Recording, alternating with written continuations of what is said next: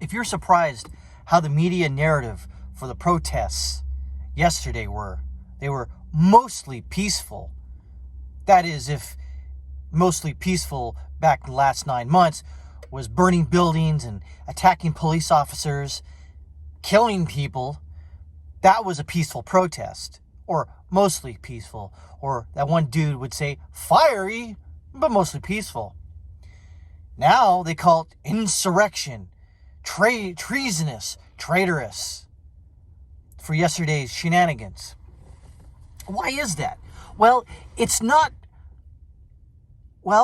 yes. It's who you are depends on if your movement or your protest is deemed worthy by the mainstream media and how it's promoted by the mainstream media. If your skin color is wrong, if your message is wrong, if you don't have the right political ideology or the political messaging, your protest is bad. It's treasonous, insurrectionist. It's just bad. However, if you're protesting for social justice or some other social justice offshoot or off-ramp, that's fine. And it's obviously a good cause. Just like Chris Cuomo said a couple months ago. He says, when did the Constitution say that protests have to be peaceful? Interesting. How his tune has changed, where back then, protests didn't have to be peaceful. But now they do. Well, what's the big change? The subject of the protest deems everything you need to know. See, if the subject is good, according to the left, the far left, anybody left of Pol Pot, Stalin, Lenin, Mao, and that wacky dude from Austria, then yes, it's good, it's sound. Why is this lady in the parking lot trying to... I don't know what the problem is. She's 96,000 years old. Okay. Anyways, if the messaging is promoted, accepted by the mainstream, if you will, whoever that means anymore, the mainstream is not you if you're right of those genocidal maniacs on the left. And that, I guess that's my purpose of this video is. Don't expect any help going here on out. I mean, we weren't getting it early on. We weren't getting the last 4 years. We weren't getting it the last 12 years. We weren't getting the last 30 years.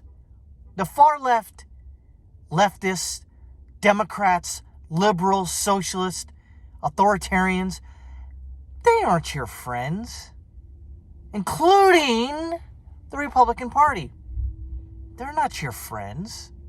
They don't care about you.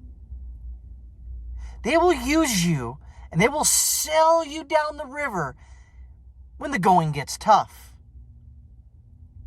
The messaging is good.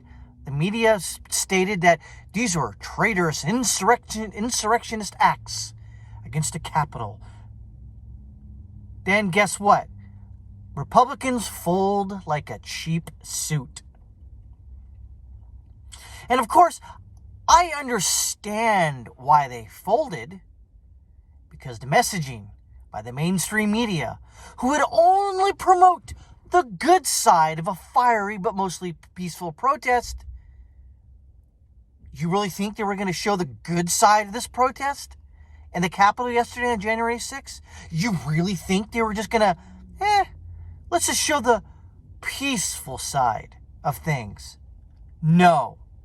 They're going to show you the blood, the death, the people scared and on the Capitol Hill floor, in the House chambers.